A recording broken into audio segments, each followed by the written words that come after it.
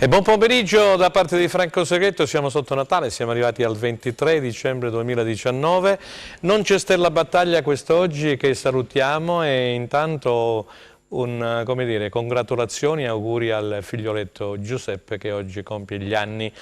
E allora vince il sabato pomeriggio il Crotone e vince anche il Cosenza per 3-1, ieri in trasferta a Pisa, finalmente un fine settimana sorridente per le formazioni calabresi. Non si è giocato in Serie C per il discorso che poi spiegheremo della defiscalizzazione e quant'altro. Il presidente di Lega, appunto della Lega di Serie C, Gherelli, ha deciso per lo stop.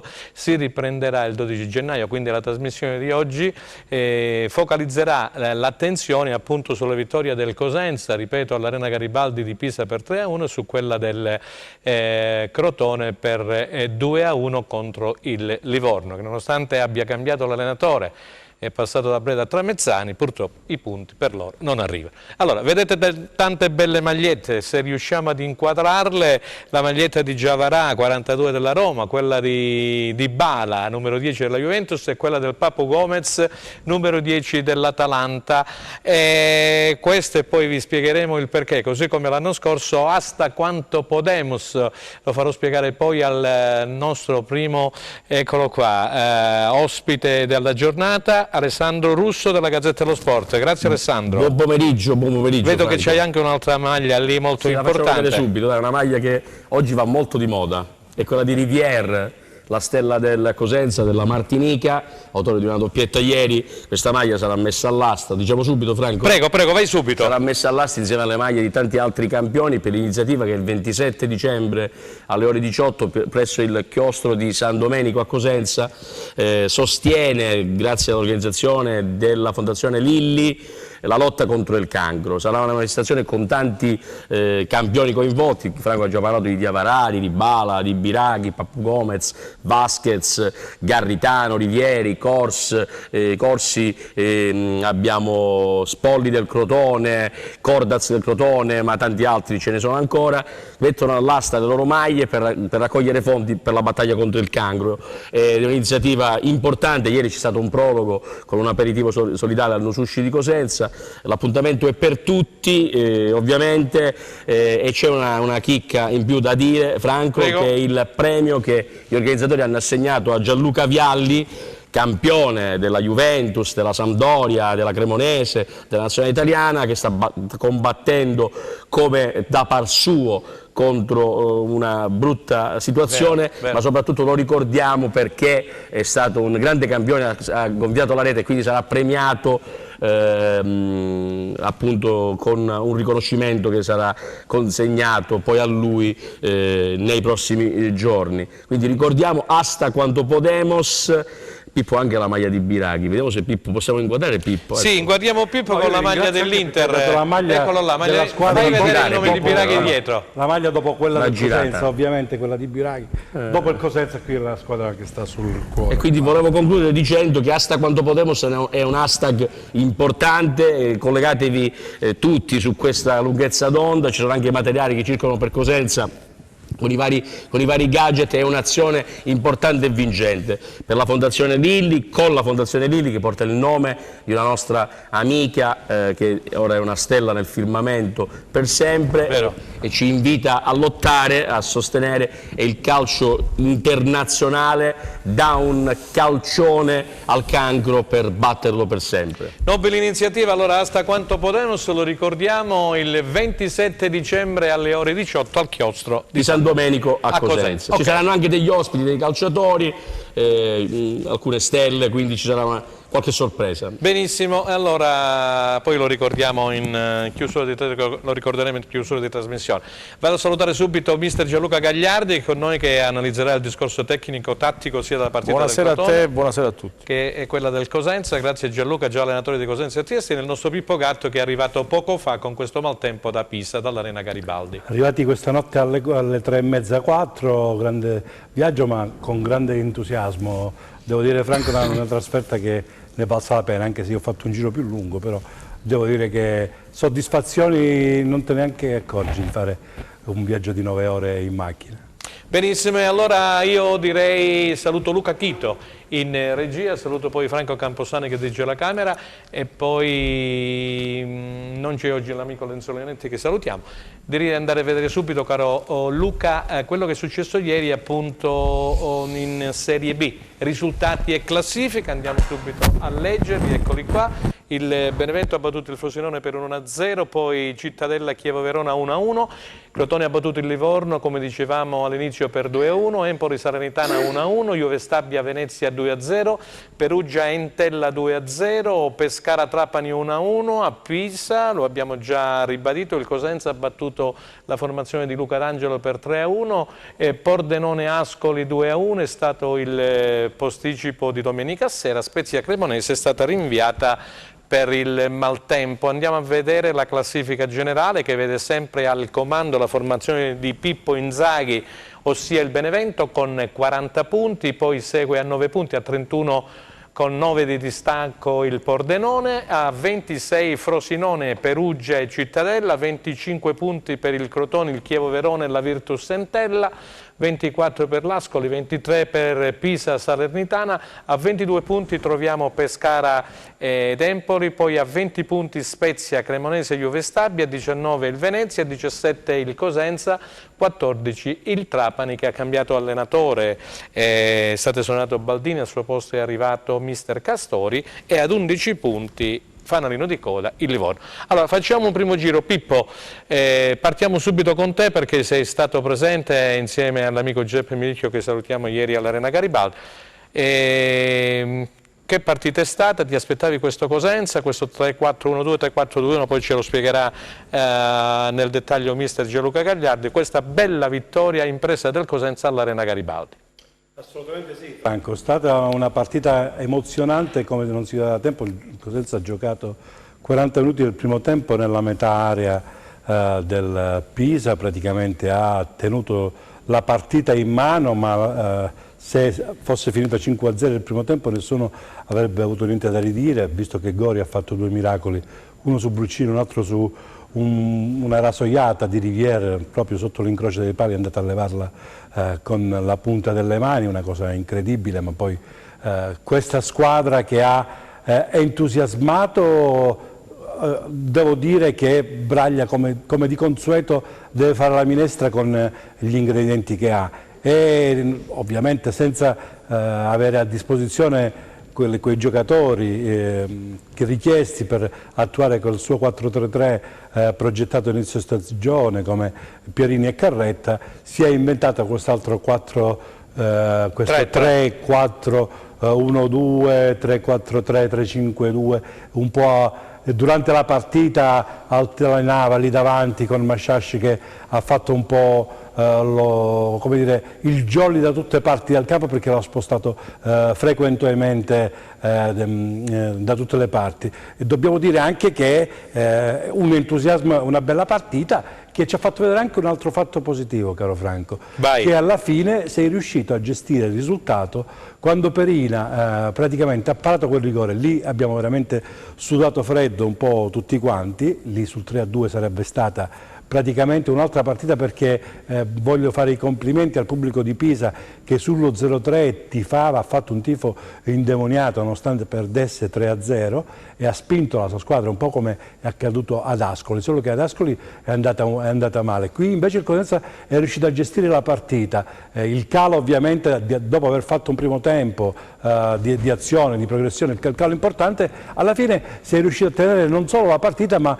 hai fatto gli inserimenti giusti per tenere palla, per tenere lontano gli avversari dall'area e dobbiamo dire che finalmente il Cosenza è riuscito a portare via 3 punti con un'ottima prestazione ma sapendo gestire questo finale di gara. Pippo, mi chiedevano le maglie perché forse non sono viste prima, eccole qua, io ricordo sempre asta quanto Podemos, Papo Gomez dell'Atalanta, saranno messe all'asta poi giorno 27, ecco Biraghi dell'Inter, il 27 di dicembre alle ore 18, come diceva poc'anzi il collega Alessandro Russo, al chiostro di San Domenico, la maglia qui originale di Dybala con la firma del giocatore e poi la maglia, eccola qua, di Giavarà che è il numero 42 della Roma, poi c'è la maglia anche che ha fatto già vedere la più bella forse almeno per noi cosentini, quella di Emanuele Rivière, simbolica, sì. Ok, allora andiamo avanti e sentiamo Gianluca Gagliardi e poi Alessandro Russo, poi andiamo a vedere gli highlights con quello che hanno detto poi nelle interviste sia Mister Braglia che Luca D'Angelo. Vi ricordo che comunque dopo la prima pausa pubblicitaria avremo una diretta telefonica con Mimmo Toscano che ci parlerà, allenatore della Regina, sia del Crotone che del Cosenza, di queste due vittorie, e parlerà naturalmente anche del campionato di Serie C che vede protagonista la sua Regina. Allora, mister Gagliardi, vai. Sì, mi viene subito una battuta. In vista di questo Natale il Cosenza si è presentato con il vestito migliore, quello che è poi l'atteggiamento, non tanto dal punto di vista tecnico-tattico, ma temperamentale, ha riacquisito quell'anima che è insita in quei giocatori ormai storici del Cosenza provenienti dalla C, e quindi rivediamo Corsi e Dorazzi sugli esterni, rivediamo Idda con Legittimo centrali ai lati l'anno scorso era Termaco, oggi è Monaco, ma quando si parla di questi si parla di una squadra che ha rifatto vedere quello che erano le qualità migliori del Cosenza, che ci ha portato in B, ci ha fatto salvare emozionando anche sotto certi aspetti, dando sempre l'anima, concentrati, attenti, non lasciando nulla al caso, e seguendo le direttive di un allenatore navigato quale Braglia.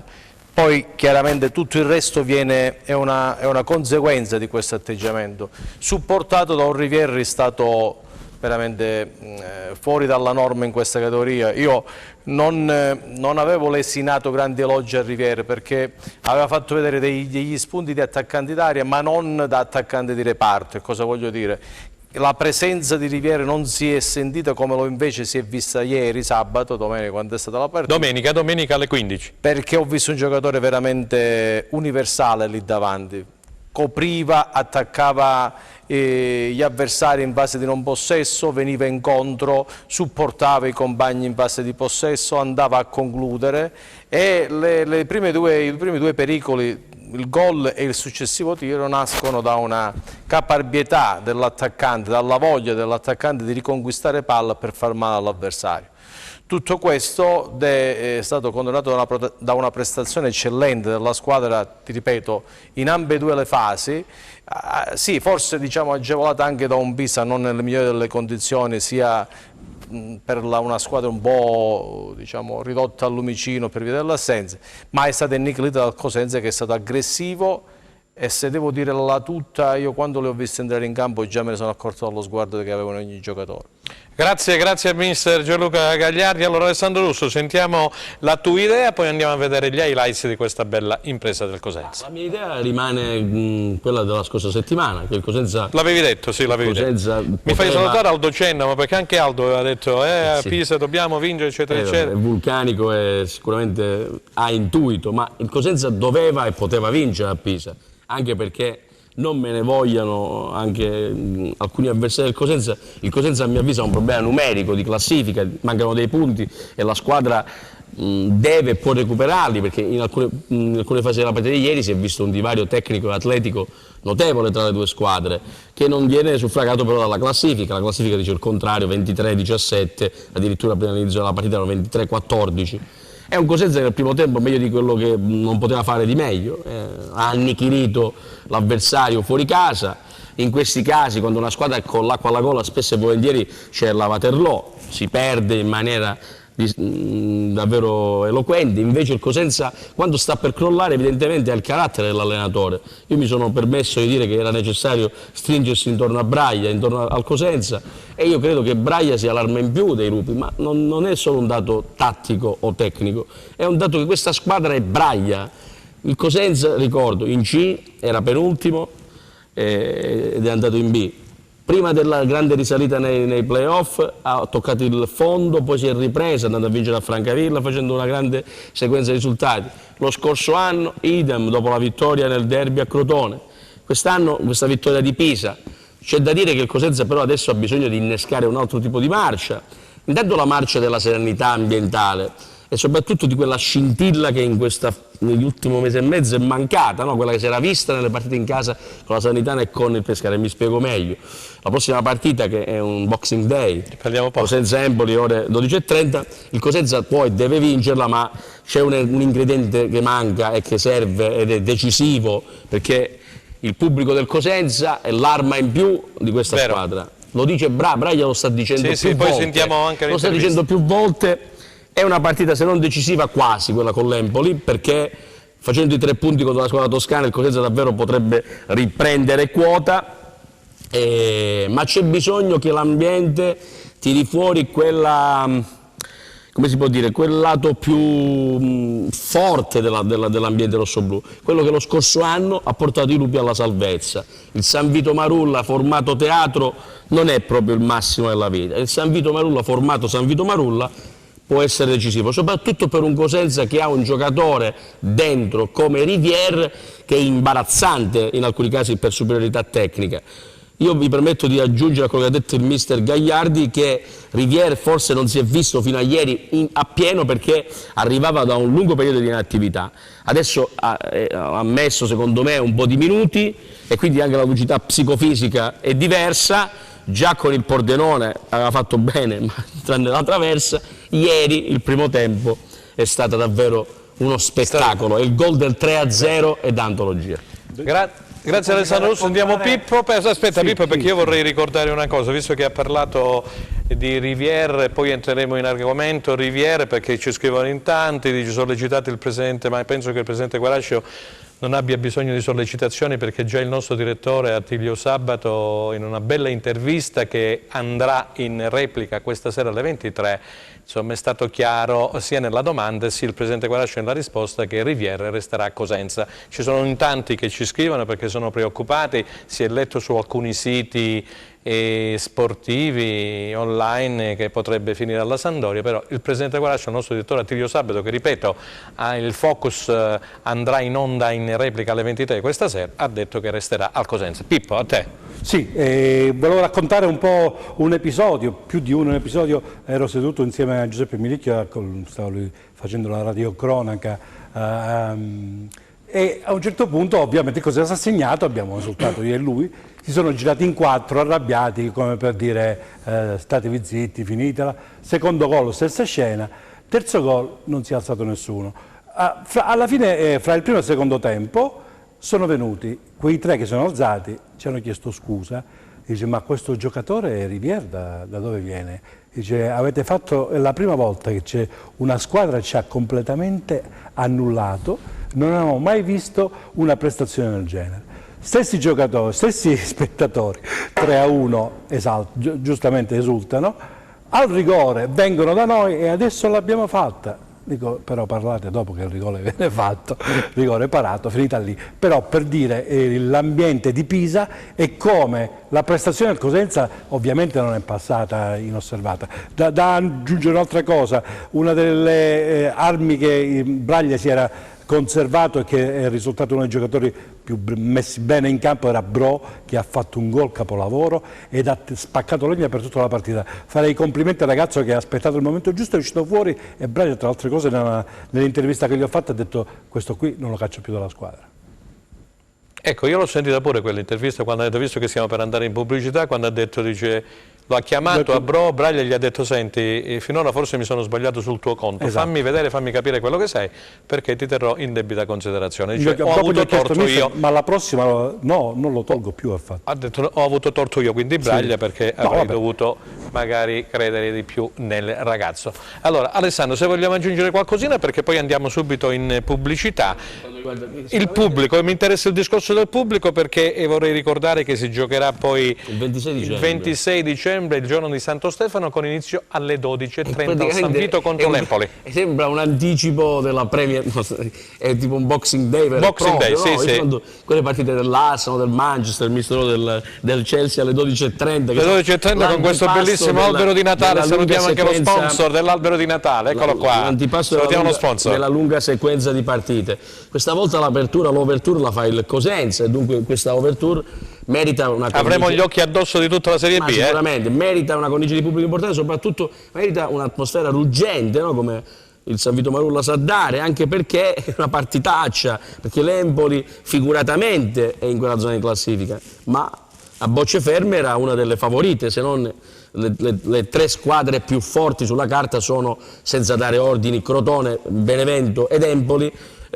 Chiaramente l'Empoli manca al raccordo, anche il Frosinone, però l'Empoli è una squadra importante, è una squadra che non bisogna prendere, non bisogna farsi annebbiare dal 3-1 di Pisa, anche perché un conto è giocarsi il jolly, un conto adesso rimettersi a fare punti. Il Cosenza ha vinto una partita dare difficile. Continuità, insomma. Dare continuità, bisogna fare punti. Dare continuità ai risultati. Bisogna fare punti ed è fondamentale. Mi sembra che ci sia un'iniziativa o ci saranno delle iniziative, penso, di sostegno a questa partita. Mi pare che le donne già ho letto che pagheranno il 50%. Ecco, almeno questo lo ricordo. Poi c'è da dire, Franco, che è periodo di rientro di tutte le energie cosentine che sono fuori sede per queste feste, gli universitari, chi lavora fuori, e quindi ci sarà un contesto, speriamo, molto più numeroso delle ultime esibizioni, perché ripeto l'appello di Braglia, ma c'è bisogno secondo me di dare un significato alla volontà della città di partecipare al calcio che conta in continuità, nel senso che questa Serie B, che è l'avamposto del calcio reale, non si può lasciare cadere come se niente fosse, perché il Cosenza l'ha presa e attenzione a difenderla, perché poi riguardando la C adesso indietro nei prossimi anni, ora abbiamo una squadra calabrese che sta facendo man bassa, però poi ci sono, e c'è il Bari, e c'è il Catania, e c'è l'Avellino, e poi risale il Palermo, Foggia. E quindi poi tornare in B sarebbe una cosa molto difficile. Ok, allora grazie ad Alessandro Russo, noi andiamo subito in pubblicità, poi vedremo gli highlights e subito dopo la telefonata con l'allenatore della Regina, Mimmo Toscano. Grazie. Allora, seconda parte di replay, abbiamo messo a fuoco la situazione del Cosenza, io direi e pregherei la regia di mandare subito gli highlights e poi ci collegheremo con Mimmo Toscano. Highlights di Pisa-Cosenza 1-3, grazie. Il Cosenza è vivo, la dimostrazione, dalla prova dell'Arena Garibaldi nella gara più difficile per i lupi, scossi dalla sconfitta interna con il Pordenone e mortificati da una classifica sempre più pesante. I rossoblu di Braglia si rialzano battendo il Pisa, avversario in palla e capace di conquistare fin qui 23 punti. È un Cosenza determinato che gioca in modo ordinato e rischia poco, costruendo il successo con una supremazia territoriale coronata dalle 3 splendide reti siglate nel primo tempo, dopo le prove generali, fatte da Mirko Bruccini che impegna Gori di testa. Il vantaggio è solo rimandato, Riviera e Masciac conquistano palla sulla tre quarti, l'attaccante della Martinica vede la porta e conclude siglando una rete bellissima. 0-1 meritato e occasione da non sprecare per una squadra che troppe volte ha buttato via successi già conquistati. Stavolta però il Cosenza non si distrae, Riviera tenta di nuovo da lontano, trovando prontissimo Gori che toglie il pallone dall'angolino. Poco male, il bis nell'aria, Baez scende sulla destra e serve ancora Rivière che vede arrivare Bro, il tiro dell'ex sul Tirol e un Boride che non lascia scampo al portiere toscano. Una gioia immensa per il centrocampista riscoperto dal tecnico al primo gol in Serie B. Il Pisa è alle corde e il Cosenza ne approfitta. La terza rete nasce da una sgroppata di Dorazio che va sul fondo e crossa da perfezione per Rivière, gol numero 7 e Capriola come nelle grandi occasioni. La ripresa è una gara diversa, i rossoblù attaccano ancora e insidiano la porta dei padroni di casa con Masciac, poi però inevitabilmente subiscono il ritorno di un avversario alla disperata ricerca del gol. Perina respinge il primo tentativo di Fabbro, ma non può nulla sulla conclusione di Birindelli che vale l'1-3. Il Pisa si accende, la partita si infiamma quando l'arbitro Prontera, su indicazione del collaboratore, concede un calcio di rigore per la caduta in area di Fabbro, che approfitta dello scivolone di Monaco per tuffarsi. Dal dischetto però Moscardelli non è perfetto e Perina blocca in 2 tempi, blindando il risultato. In 10 per l'espulsione di Marin, il Pisa si spegne e i lupi possono festeggiare il ritorno al successo che consente di salire a quota 17 punti in classifica, accorciando il distacco dalla zona salvezza. Allora, si è accorciato il distacco dalla zona salvezza, Alessandro subito in attesa di Mimmo Toscano. Sì, diciamo si è accorciato, il Cosenza ha rimesso sotto tiro il Venezia e la Juve Stabia anche a 3 punti, ci sarà ovviamente da battagliare molto. Benissimo, ci sarà da battagliare, dovremo avere al telefono il nostro amico Mimmo Toscano, allenatore della Regina. Buon pomeriggio Mimmo, grazie.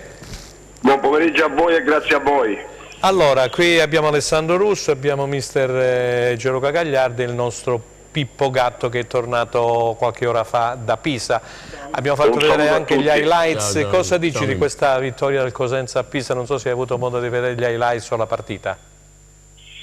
Sì, ho visto la partita, ma fino ad oggi il Cosenza dal punto di vista delle prestazioni non è mancata.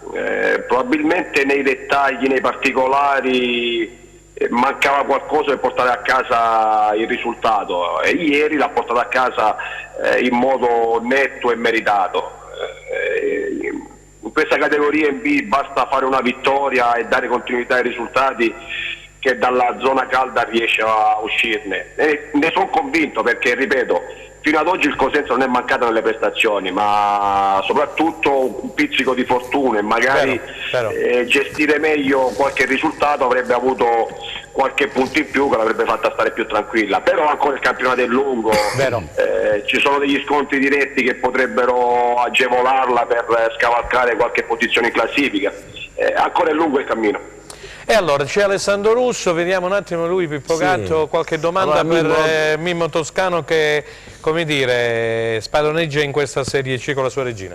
Allora, siccome conosco abbastanza bene Mimmo e come stia attento ai dettagli e soprattutto stia attento a non sporgersi prima di ottenere il risultato, perché il calcio è sempre molto, molto particolare, lo diciamo noi, questa regina sta facendo sognare l'intera città e sta regalando a Mimmo anche un piccolo sogno, no? Perché lui, cosentino d'adozione, regino di nascita, vedere la regina in quella maniera in testa alla classifica, con il Granillo e la tifoseria in fermento, penso che sia il regalo più bello che potevi ottenere, vero Mimmo? Sì, al momento sì, non mi aspettavo questo girone d'andata così straordinario, ma me lo auguravo.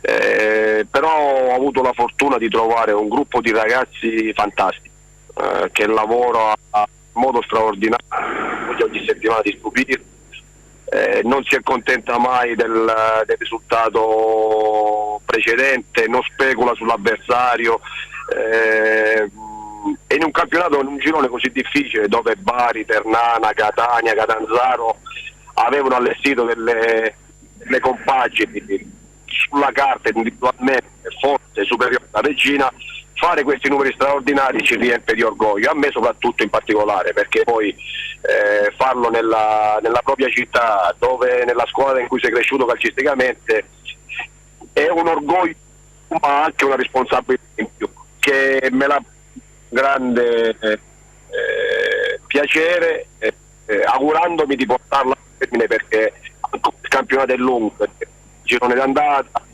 le squadre aggredite dietro di noi ce ne sono che vorranno, aspetteranno il nostro momento, che auspicano di calo, magari qualche partita non riesce a vincere, per approfittarne, e noi dovremo essere per far approfittare le altre per distanza. La voce di Mimmo Toscano che è a singhiozzo. Sentiamo Gianluca Gagliardi. Intanto abbraccio Mimmo. Ciao Mimmo. Ciao Gianluca. Senti, io conoscendoti un po' mi sono meravigliato e in parte anche compiaciuto delle parole che ti ho sentito dire quelle poche volte che parli, parlando di un gruppo, ecco, come hai appena detto, entusiasta per come lavora, per come, ecco, si presenta agli allenamenti, alla partita nel modo giusto, seguendo i dettami dell'allenatore.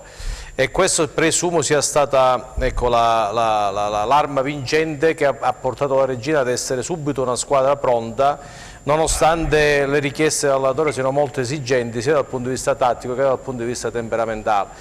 Detto questo, l'hai ripetuto appena adesso, ritengo che il tuo lavoro mai come adesso, correggimi se sbaglio, sia stato, ecco, esaltato dai giocatori che hai a disposizione.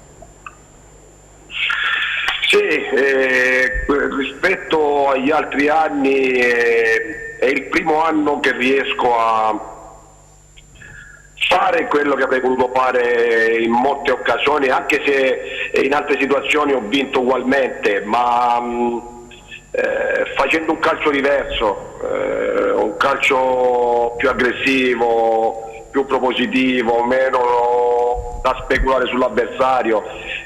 Dal primo giorno, quando ho visto il gruppo di ragazzi che il direttore sportivo Taibbi era riuscito a costruire per caratteristiche tattiche ma anche temperamentali, ho capito subito che potevo fare quel tipo di calcio, che è molto dispendioso sia dal punto di vista mentale che dal punto di vista fisico. È stato bravo il direttore a portare dei calciatori funzionali, volevano fare, una rosa ampia nei ruoli per poter contrastare i momenti di flessione di un singolo calciatore o di un reparto. È stato fatto un buon lavoro, però adesso ancora è presto per dire che è stato fatto il lavoro giusto, perché questo si potrà dire solo a giugno, perché ancora un giorno di ritorno è tanto. Questo 10 punti sono tanti. Scusami. Prego Gagliardi. No, dico, questo che stai dicendo ti ha consentito di alternare un giocatore di quantità in mezzo al campo con Bellomo, che sappiamo che è uno di grande fantasia, grandi capacità tecniche, poi ogni tanto alterna qualche, non tanto dal punto di vista calcistico ma temperamentale, esagera. E giocatori così con te, insomma, difficilmente, se non hanno l'idea giusta, trovano collocazione. No, ma l'anno scorso Bellomo ha fatto un campionato molto altalenante, ha delle qualità incredibili. Si è ritagliato il ruolo di mezzala di disequilibrio, che fa la mezzala o il trequartista a seconda della partita, a seconda dell'avversario. Ci ha messo quantità, ci ha messo lavoro, ci ha messo poi le sue qualità, e oggi sto rivedendo il Bellomo di 6-7 anni fa, che è un giocatore promettente, che voleva arrivare a grandi livelli. Si è messo a disposizione subito del gruppo e oggi ha messo a disposizione le sue qualità, che sono tante. Sentiamo Pippo in chiusura, sentiamo Pippo per il Sì, io devo farti i complimenti, seguo ovviamente per lavoro questa cavalcata che stai facendo, comunque 10 punti sulla seconda sono tantissimi a mio avviso, ti lasciano il tempo per lavorare bene sul giorno di ritorno, che come tutti sanno il giorno di ritorno, come al solito, escono fuori i problemi delle squadre che vogliono salvarsi, e ovviamente ti troverai squadre con 11 uomini davanti, con 10 uomini davanti al portiere, lì sarà un po' difficile poi gestire le partite. Però devo farti i complimenti a te, a Taibbi, che ti ha attrezzato una squadra e soprattutto ti ha trovato questo capocannoniere incredibile. Mi sta meravigliando. Corazza è una cosa, non me l'aspettavo così potente, veramente un bel giocatore. Ma Corazza è un calciatore che io ho avuto a Novara, ho avuto il piacere di allenarlo e ho vinto il campionato con lui a Novara. Poi gli infortuni, lui ha avuto negli ultimi 3 anni 2 rotture di crociato, è stato 2 anni falcidiato da questi infortuni. La passata stagione a Piacenza nel finale di stagione è rientrato. Ho cercato di giocare sulle sue motivazioni, perché come calciatore è un calciatore a me che faceva impazzire, perché è un calciatore completo, non solo un attaccante che va in doppia cifra, ma è un grande lavoratore per la squadra. E ho visto in lui le grandi motivazioni per potersi rilanciare. Adesso arriva il difficile, perché nessuno all'inizio lo conosceva e ha fatto benissimo. Adesso tutti le misure, metterci attenzione. Dovrà essere bravo lui a trovare le alternative per continuare a far gol. Senti, un'ultima domanda. Poi lo lasciamo andare via. Pensi che possa riuscire, ovviamente il campionato è in mano vostra, ma sta sorprendendo sempre di più dopo il cambio di allenatore? Un po' il Bari è partito con proclami e alla fine l'avete un po' ridimensionato. Ma credo che il Bari abbia fatto una squadra fuori categoria, per i calciatori che hanno militato per tanti campionati in categorie superiori. Rispetto a noi che abbiamo fatto una buona squadra di calciatori che hanno fatto benissimo in Lega Pro, che la conoscono bene, che l'hanno vinta anche, e credo che sia la squadra ad oggi che ci punterà fino all'ultima giornata e cercherà di crederci fino all'ultima giornata. Gli investimenti che ha fatto per il blasone della città, fino alla metterai un nostro pittarne. Ok, grazie Mimmo, auguri di buon Natale. Ciao, buon Natale. Buon anno, in bocca al lupo per la tua regina. Ciao, e Mimmo. naturalmente per tutte le calabresi. Grazie. Un buon Natale e un felice anno nuovo a tutti quanti, un abbraccio. Grazie Ciao, Mimmo, Mimmo. grazie. Allora, mi pare che insomma Mimmo Toscano è stato abbastanza chiaro, il Cosenza dice gli manca qualche punto in più in classifica, questo l'ha assunto perché ha giocato sempre bene, ha offerto delle buone prestazioni, lo ha detto e lo ha ribadito spesso Braglia, tranne quella magari col Pordenone, con Chiavari con l'Entella e con Livorno, poi diciamo che è sempre giocato caro Alessandro alla pari contro tutti gli avversari. Vogliamo andare a sentire quello che ha detto Braglia, c'era pure Pippo Gatto insieme a Giuseppe Miricchio, così sentiamo prima l'allenatore appunto del Cosenza e poi quello che ha detto Luca D'Angelo. Ok, grazie. 2 punti nelle ultime 5 partite, nonostante nel secondo tempo avete quasi rischiato di riaprirla, l'avevate praticamente chiusa nel primo. No, ma noi siamo l'asso per riaprire partite, come Ascoli si diceva 2-0, mezzo rimpallo, poi dopo siamo andati in difficoltà come oggi. Dobbiamo gestire, Perugia se era sotto, se pareggiava va bene, però bisogna essere più bravi a gestire le partite, perché poi quando iniziano a calare per dire Masciac o Rivieri esce o quello, facciamo fatica poi a gestirle, a girarla bene.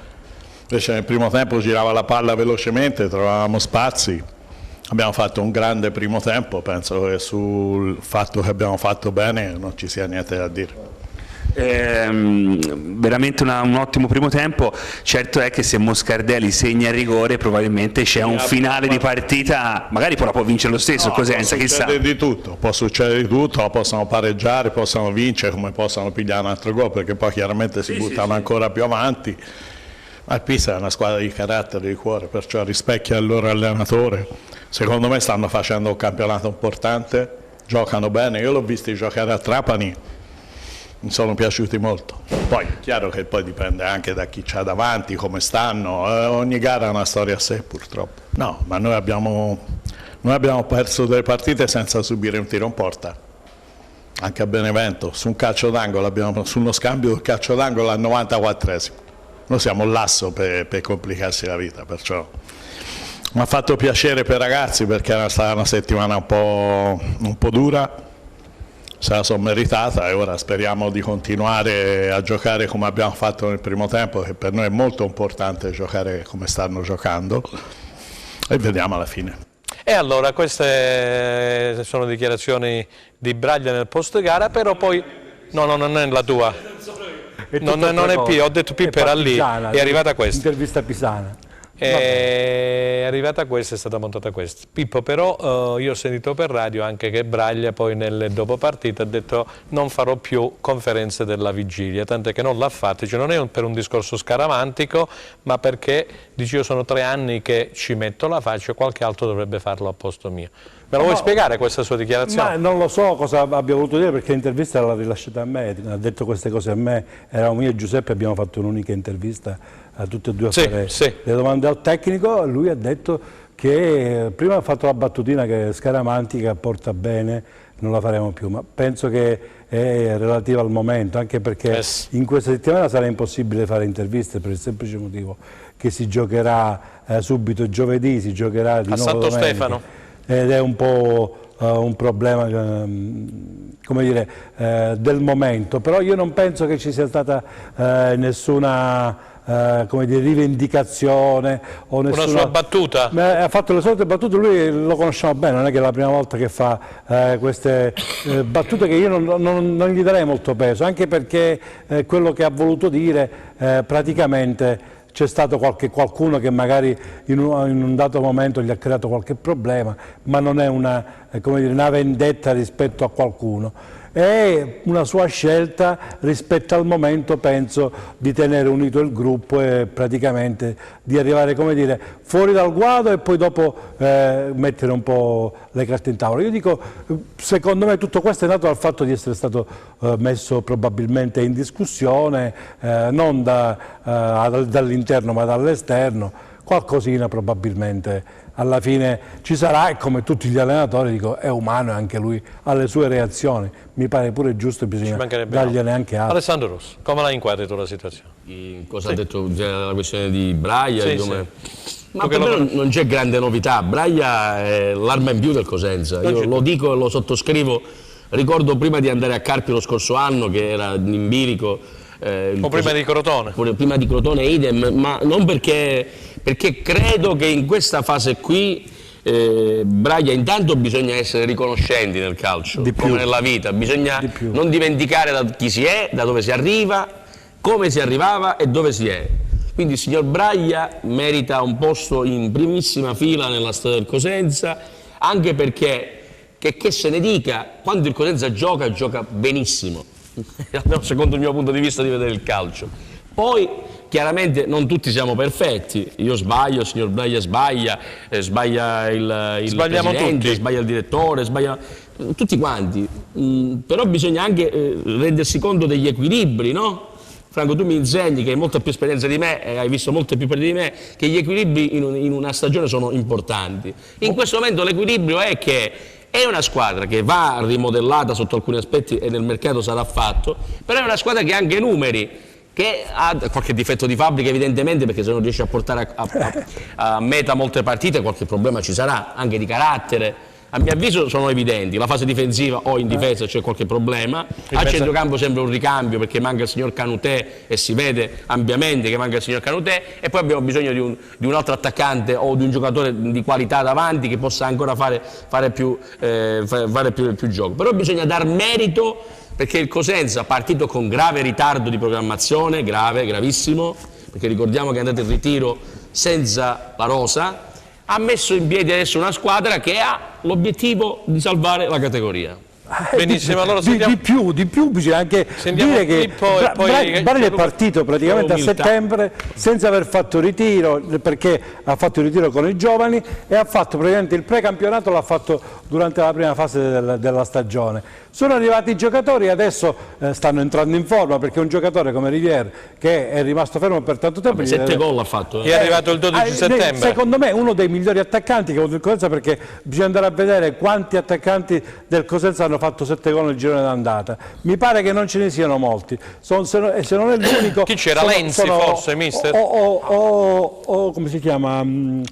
Villa, Lenzi, siamo a questo livello. Questi giocatori sono pochissimi, praticamente neanche in una mano. Pippo, qui ci scrivono in tantissimi, io non posso leggerli tutti, comunque da Acri il nostro Pasquale, poi Giuseppe. Lo ha detto anche Guarascio nell'intervista che sentiamo stasera in replica. Esatto, lo vuoi ribadire tu, Pippo? Ribadiscilo. Sì, stasera di nuovo ci sarà la replica, guardatelo, Guarascio, che ribadisce questo effetto. Alle 23 con il nostro direttore. E lo dice, Braglia non si tocca e siamo riconoscenti per tutto il lavoro, e lui ha bisogno di Braglia, di un allenatore così capace, soprattutto competente.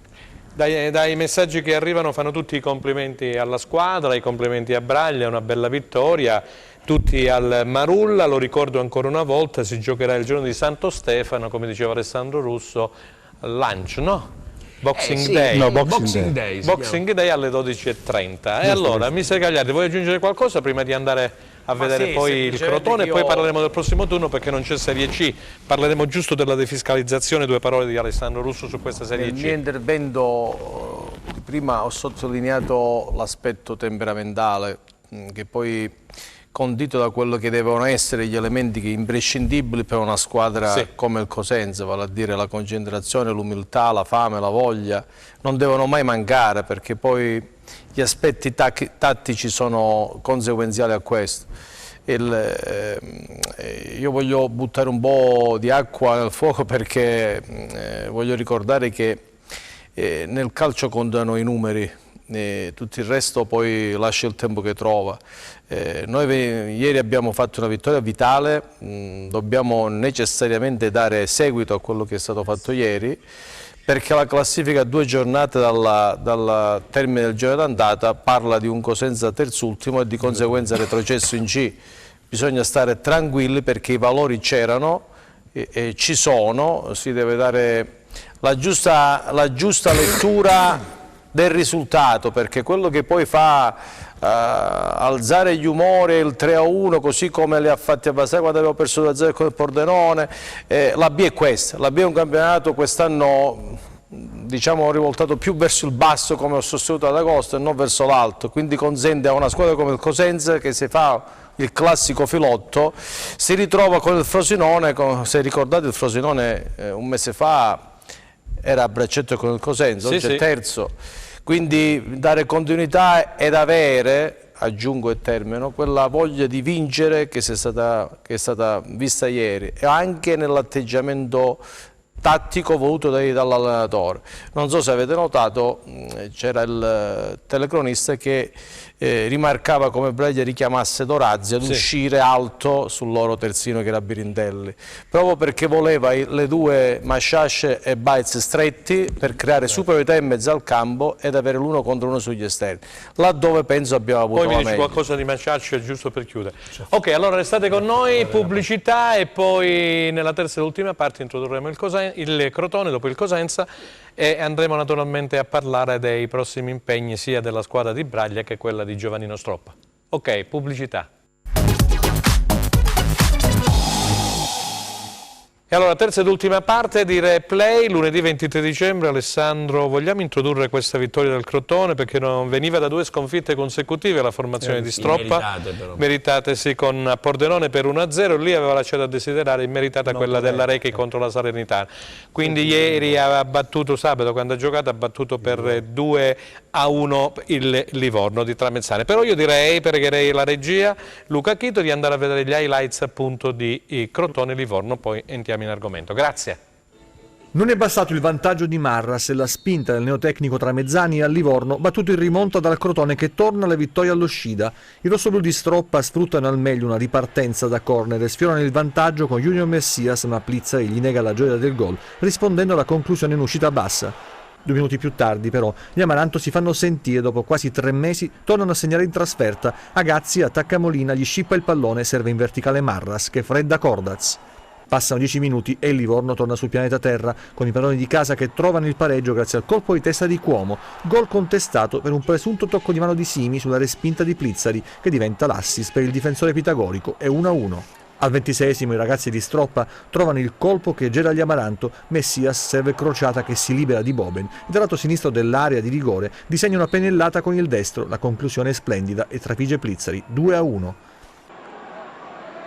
Ma gli Amaranto non si abbattono e ci provano con una girata al volo di Mazzeo che, imbeccato da Porcino, mette in difficoltà l'estremo difensore Cordaz, costretto a deviare in corner. Nel secondo tempo, pronti via, Luci e compagni sfiorano il pari. Azione sviluppata dal lato di destra, si accentra il solito Marras che prova la conclusione rasoterra e attento però Cordaz che para con il piede. Tramezzani cerca soluzioni in panchina, ma la gara non cambia ed è il Crotone a cercare in più occasioni la via della terza rete. Al 39esimo arriva il salvataggio sulla linea di Porcino dopo il tiro di Vido respinto da Plizzari e il tapin provato da Mustacchio. Il Crotone rialza la testa dopo le 2 sconfitte consecutive in trasferta e rilancia la sfida in zona playoff. Allora, ringraziamo Gianluca Pasqua che ha confezionato questo servizio sul Crotone. Allora Alessandro, se ci fanno vedere dalla regia di nuovo la classifica generale, prego Luca Chito, perché abbiamo visto all'inizio il Benevento al comando, eccola qua, il Crotone di punti ne ha 25 ed è appaiato al Chievo Verona alla Virtus Entella. Ma sono quelle... Benevento 40, questo Pordenone l'abbiamo visto al 31 punti. Sono 12 squadre in 3 punti, attenzione. Sì. Guarda bene. Che puoi salvarti ma come puoi fare i play-off, 26, puoi scendere 26. Come puoi fare i playoff. A Se partire tu dai la terza 26 ne ha 26 e ne ha 22 l'Empoli, conta sono 12 squadre. Io credo che alcune squadre hanno un tasso tecnico completamente diverso, comunque, per esempio, sì, il mio parere è quello che Frosinone, Perugia, 12 squadre in 4 punti. Frosinone, Perugia, Crotone, Frosinone, Perugia e Crotone sono le 3 Torniamo in studio. Frosinone, Perugia e Crotone sono le 3 squadre sicuramente che tenderanno a giocarsi il secondo posto. Poi bisogna vedere che fine fa, nel senso buono del termine, la Cremonese. La Cremonese non può stare. La Cremonese ha 20 punti, lo stesso Empoli ha 22. E poi attenzione, sempre il Chievo rimane sempre una nobile decaduta, quindi è parecchia bagarre. Il Pordenone mi è sembrato una buona squadra che gioca con la testa abbastanza sgombra, come tutte le neopromosse. Ricordiamo il Cosenza molti anni fa, quando c'era Bruno Giorgi, giocava senza pensieri e non andò in Serie A solo per motivi 88-89. Sono stagioni irripetibili. Del Crotone che mi dici?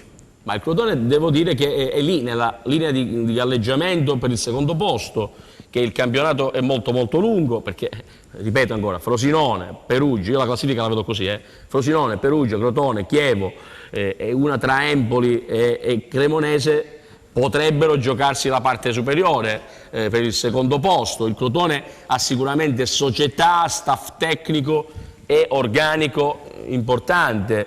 Il Crotone, ripeto ancora una volta, Benevento, Crotone, Frosinone, Perugia ed Empoli sono le squadre che hanno l'organico migliore del campionato. Quindi da queste bisognerà avere. E io terrei sempre d'occhio il Chievo, mister, perché il Chievo è pur sempre un potentato del calcio italiano, ha una struttura di squadra Sentiamo importante. l'idea di Gianluca Gagliardi, partendo dal Crotone dopo 2 sconfitte è arrivata questa vittoria. Franco, basta vedere gli assenti di ieri. Ieri mancavano Spolle e Golemic dietro, mancavano Benali, Zanellato in mezzo al campo, mancava qualcun altro, eppure ha presentato una formazione tutto mancava Max Lopez da tempo, eppure ha presentato un 11 di tutto rispetto, a testimonianza del grande lavoro fatto da Orsino e da Vrenna in sede di mercato, dando a Stroppa una rosa abbondante e di qualità. Quello che manca è l'equilibrio a questa squadra. Crociata mi piace molto, sai, questo Crociata. Crociata unisce bene le due fasi, fa bene sia la fase di non possesso che di possesso, unisce quantità e qualità e lo ha dimostrato ieri. Il prossimo anno lo vedremo in Serie A, ha detto Orsino ultimamente da noi.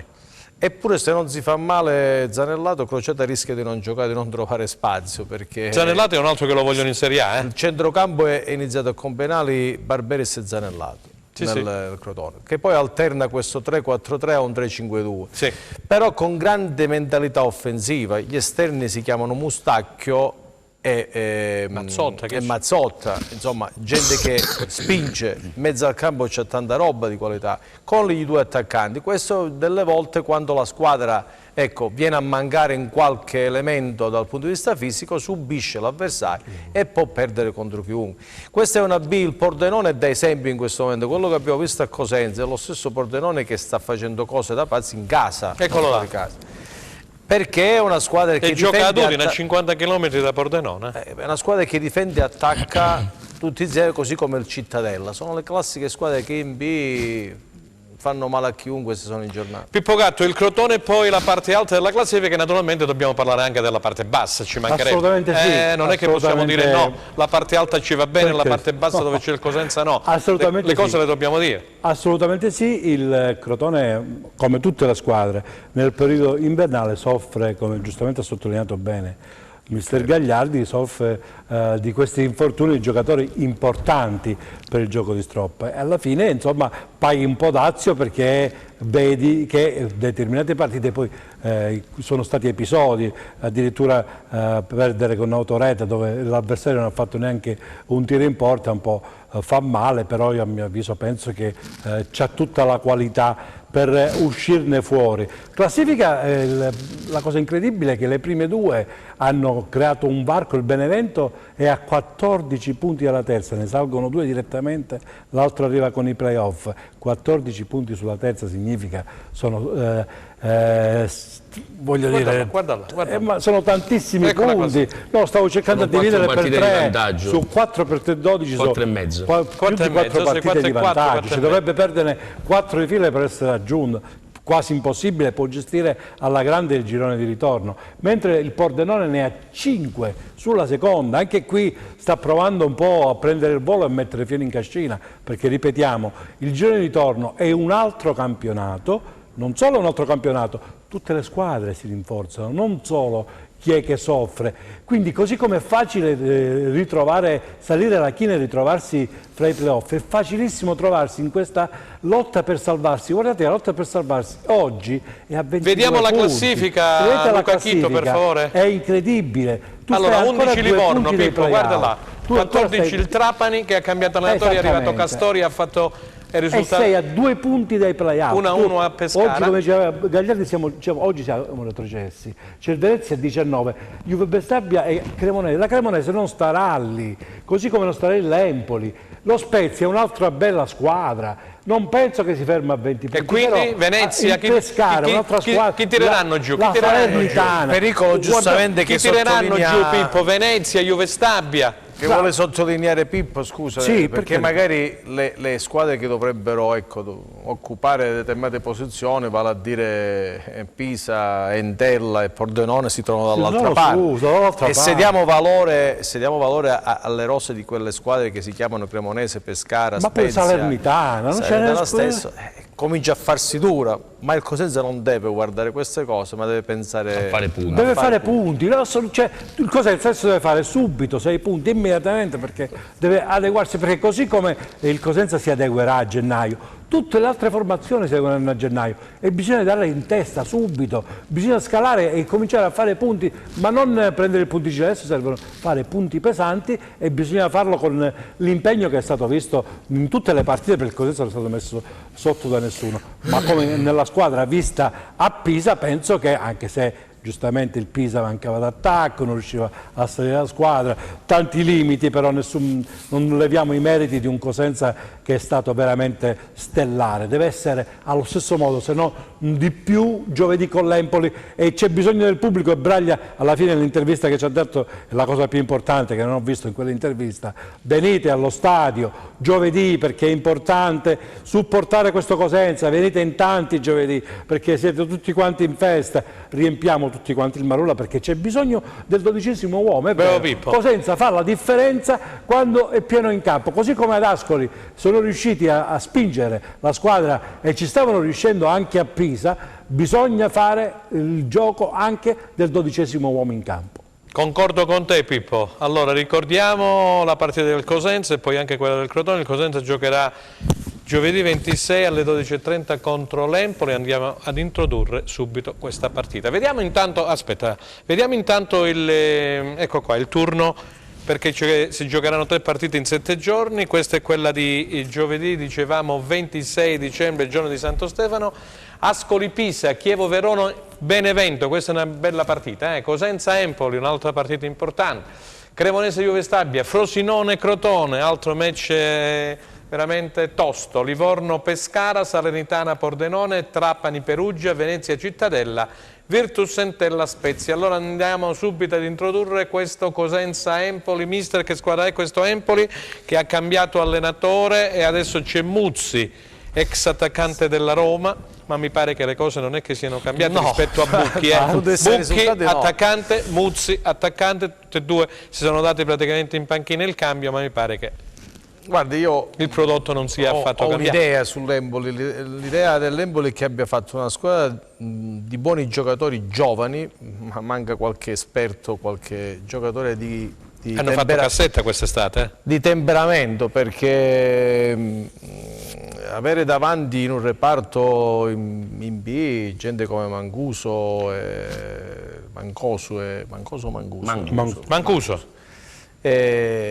Lagumina del Palermo, sì. Però in mezzo al campo li vedo troppo leggeri, stanno soffrendo troppo perché hanno giocatori bravi tecnicamente ma poi nella sostanza si perdono.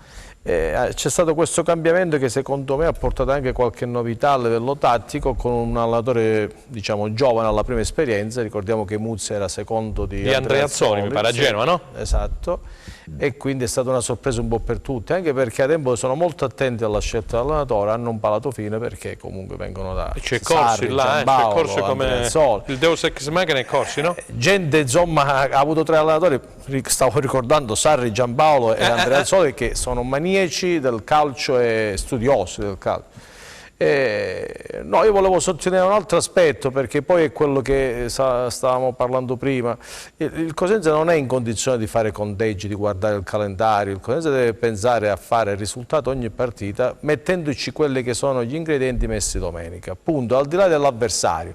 Chiaro che poi il rispetto lo si deve avere sempre, ma la presunzione e la voglia di sopraffare, di andare oltre quello che è il limite della squadra ci deve essere sempre. Quindi Empoli grande rispetto, ma il San Vito Marulla deve tremare domani. Alessandro, allora introducimi tu questo Cosenza Empoli come abbiamo detto prima, e poi naturalmente Frosinone Crotone, che è un altro bel match.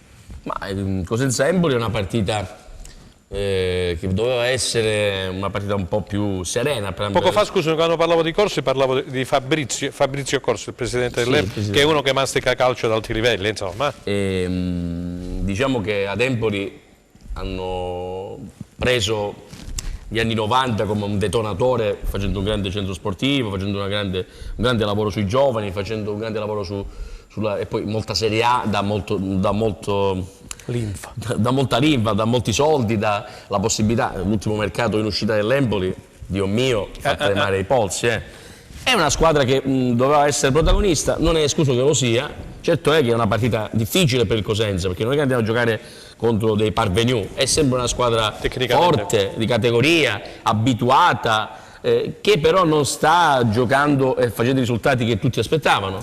Di contro c'è un Cosenza ringalluzzito da una bella vittoria, insperata ma necessaria, e che sulla forza in Serie B spesso e volentieri le motivazioni e la corsa fanno la differenza, il dinamismo, la cattiveria. Ecco perché spesso e volentieri dall'ultima posizione ci sono delle vittorie roboanti o particolari, per esempio quella della Juve Stabia a Verona contro il Chievo, impronosticabile, il Cosenza a Pisa, sono due squadre equilibrate, secondo me il Cosenza ha qualcosa in più, però dentro la classifica, quindi c'è da aspettarsi un Cosenza battagliero, barricadero, un Cosenza che non deve pensare ad usare il fioretto ma a usare la baionetta, ad arrivare in maniera cruenta a questa partita, è una partita da dentro fuori. Un po' di turnover ci potrebbe essere, perché poi si giocherà il 26 e il 29 contro lo Juve Stabia. Vedendo come lavora Baia penso proprio di sì, che ci sarà un po' di turnover. Bisogna vedere chi sarà poi abile arruolato. Anche l'Empoli ha giocato, quindi insomma sono partite che bisognerà tenere in conto non solo l'aspetto energetico, perché sicuramente, ma quando si vince, come è successo poi, si recupera facilmente. È vero, è vero. E l'aspetto temperamentale, Franco, perché io ritengo molto delicati questi 5 giorni. È vero, l'Empoli, grande squadra, ti viene già di per sé lo stimolo al di là del bisogno dei punti, ma Castellammare è fondamentale. Vero. Non bisogna perdere. Ecco, esatto. Ricordiamo che Castellammare giocheremo contro tu fai un miracolo con l'Empoli e perdi a Castellammare, 6 punti da capo. Paradossalmente la partita chiave è Castellammare, perché non bisogna perdere a Castellammare. Esatto. Ricordiamo che il Cosenza giocherà poi a Castellammare di Stabia il 29 contro la Juve Stabia, e quella è una partita è uno scontro diretto. Possiamo dire anche un'altra cosa, che Braglia ha avuto anche, non dico un colpo di fortuna, ma quasi, è stato costretto, suo malgrado, a cambiare i piani di inizio campionato, da uscire da questo 4-3 e tornare su quello zoccolo duro, su quel tipo di gioco, come giustamente con la difesa a 3 diceva assolutamente il tecnico Gagliardi poco prima, che è tornato col 3-5-2, che gli ha dato le sue fortune, perché ci ha vinto il campionato in Serie C, si è salvato l'anno scorso e i giocatori lo conoscono a memoria. In questo momento, dove hai avuto problemi di inserimenti, hai dovuto cambiare giocatori, sei tornato su questa difesa 3, che lo diceva anche nell'intervista che ha fatto rilasciata a me a Milicchio, dice sì, mi sono dovuto rivedere, questa difesa 3 mi garantisce come dire, un migliore filtro della squadra, perché giocando con i 3, i 2 esterni che scendono, tu difendi in 5 e non solo, quando stai proponendo gioco hai 5 a centrocampo, quindi hai molta densità, come è successo a Pisa, e questo, diciamo, per quanto possa essere stato i problemi nati da Canutè, Carretta, Pierini, tutti gli infortunati, è riuscito a trovare trovare Bro in questa situazione. Bro, non lo dimentichiamo, Bro non è l'ultimo arrivato, Bro è quel giocatore che con di proprietà del Sassuolo fece la differenza, non dimenticatelo. Bro c'ha qualità da vendere. Ragazzino, sì, di proprietà del Sassuolo, te lo ricordi tu, col Sud Tirolo, come diceva Pippo, te lo ricordi? Comunque, se non erro, la stessa situazione noi l'abbiamo vissuta l'anno scorso dopo Spezia, se non ricordo male. Dopo 4-0, sì. Giusto? Sì. Ci fu un 4-0 pesante, anche lì da lì, 4. ecco, ripartì con la difesa a 3 e come ho detto, il vestito migliore lo ritengo anche io fondamentalmente, perché nasconde i limiti. Lui sempre col 3-4-3 dove state stati. Sì, ma al di là di quello che è il peggiore allenatore, questo è l'atteggiamento migliore, perché nasconde i limiti di qualche giocatore a livello individuale, quindi riesce a coprire l'eventuale lacuna del singolo che viene supportato dal reparto. Quando giochiamo a 4 spesso e volentieri si verifica l'1 contro 1, spesso e volentieri c'è una lettura sbagliata. A 4 è più di reparto, giusto? Ma devi avere almeno uno centrale di qualità al centro. Che abbia una veduta un po' insomma, diversa da quelli che sono i nostri difensori, che io ritengo molto bravi nell'attenzione, esatto, dell'uomo contro uomo. Dici qualcosa, mister, di questo, siamo nei minuti finali, di questo Frosinone-Crotone, che partita prevedi? Ma partita sicuramente aperta perché esatto. Ultimamente mi pare che domenica ha subito una battuta d'arresto, ma in quel Benevento in crescita, diciamo che era in crescita la formazione di Nesta. Magari prendiamo ad esempio Benevento, Franco, per quello che dicevo prima. Se leggi la formazione del Benevento, età media parliamo da 27 a 30 anni, giusto? Sì, sì. È una squadra. Maggio, Volta, Caldirola, Viola, Matusciai, come si chiama? Insomma, gente navigata esperta, che invia 40 punti, cioè ha un piedinà il Benevento. Sì, sì, ha un piedinà. Allora, se questo è l'esempio, è chiaro che Frosinone e Crotone, che viaggiano diciamo sulla stessa onda per quanto riguarda la qualità e la quantità dei giocatori a disposizione della rosa, sarà sicuramente una partita aperta dove da pronostico e da tripla, diciamo.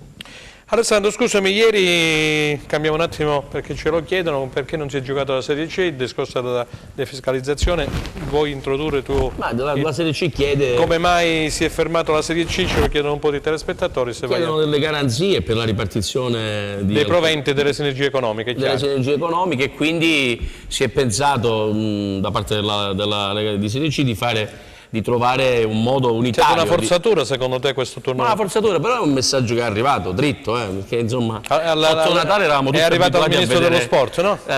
Abbiamo visto sempre partite a raffica, no? Quando mancano le partite di Serie C in Italia si nota, perché mancano 3 campionati, quindi 3 campionati sono tanti. Sentiamo come la pensa. Penso che sia stato un grande assist fatto ai presidenti, perché chiaramente se ne agevola il sistema e la categoria, perché è molto povera.